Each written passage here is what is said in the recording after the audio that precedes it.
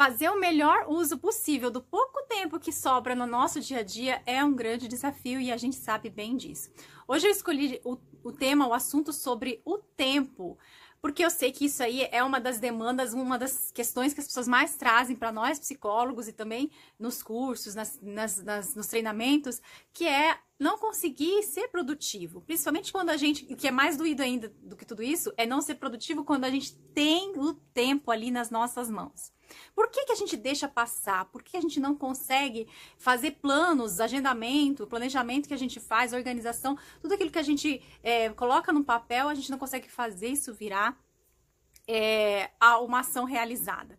Então, um dos treinamentos que as pessoas mais buscam e que eu gosto muito de ministrar é sobre esse assunto. A procrastinação está diretamente ligada à questão do tempo. Essa questão de estar adiando tarefas que nem sempre são desagradáveis, porque às vezes as pessoas pensam que eu procrastino porque eu não quero fazer, não gosto de fazer algo. Não é somente por questão de você não gostar. Existem outros fatores que podem estar ligados àquela tarefa que estão dificultando ou impedindo você de realizá-la, ou então de começá-la. E a gente sabe que não adianta dizer que é somente a atividade em si. A gente tem fatores externos, a gente tem fatores internos e entra alguns padrões também de comportamento. E existem emoções também por trás de todo esse padrão que podem estar travando, impedindo, dificultando a pessoa de ser uma pessoa realizadora. E também está ligado, às vezes, ao próprio perfil das pessoas. Tem pessoas que são muito analíticas, que gostam, que tem muito esse perfil detalhista, que gostam de analisar, de planejar muito bem as coisas e que tem talvez uma dificuldade maior para executar.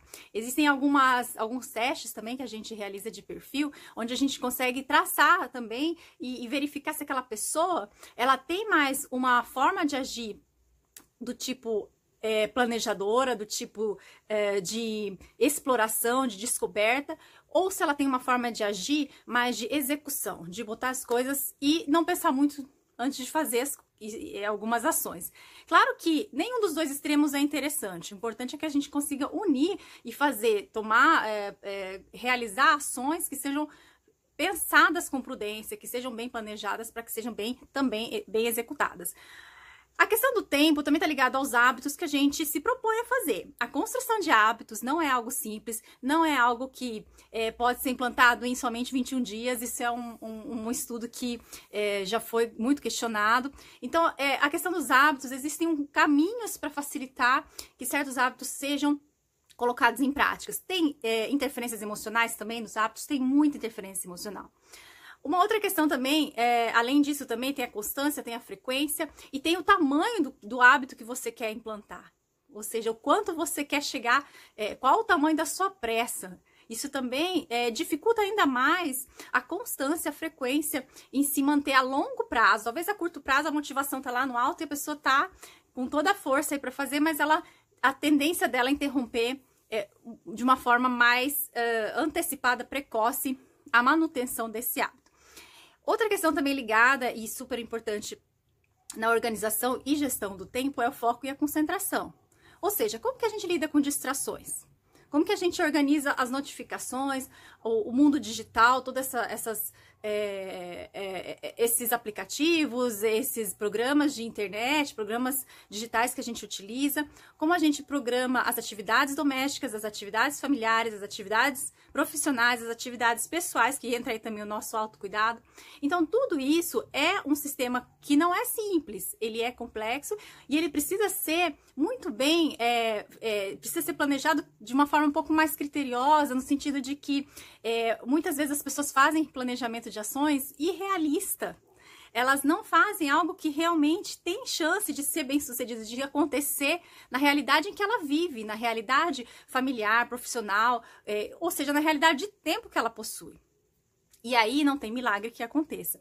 Existe o tempo também para a nossa saúde, o tempo para o sono. O tempo do sono vai duplicar o nosso rendimento. Se a gente, essa mania que a gente tem às vezes de tentar economizar tempo e conseguir recuperar isso, ficando acordado até mais tarde, acordando muito, muito mais cedo. Enfim, são formas que acabam tendo algum tipo de interferência ao longo do dia, algum tipo de baixo rendimento que vai afetar também a nossa produtividade. Então, esse assunto do tempo é um assunto que não envolve somente usar agendas, usar planners, usar materiais de organização e que eu acho que isso tudo também contribui e ajuda bastante. É interessante a gente ter meios, formas visuais de organização.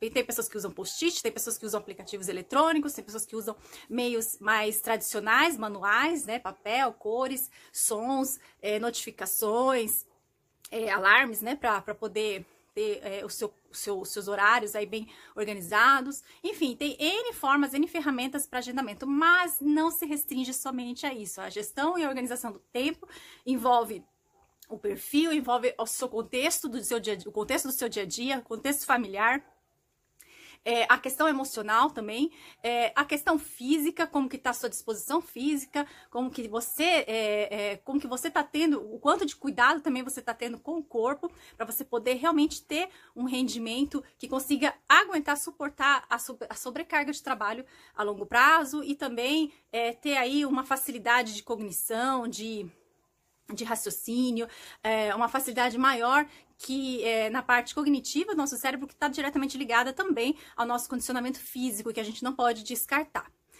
Então fica a dica de hoje aí sobre gestão e organização do tempo. É um dos treinamentos também que eu gosto muito de trazer para as pessoas, porque tem ligação direta com a sensação de satisfação, de bem-estar, principalmente com o modelo, com o elemento A do modelo PERMA, que é o elemento da realização.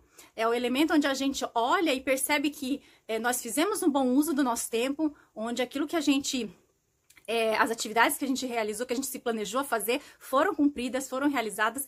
Isso traz uma gratificação, eleva a nossa motivação e a nossa sensação de autoeficácia, de que a gente consegue fazer mais coisas, consegue cumprir e realizar tarefas, porque a gente já realizou isso antes.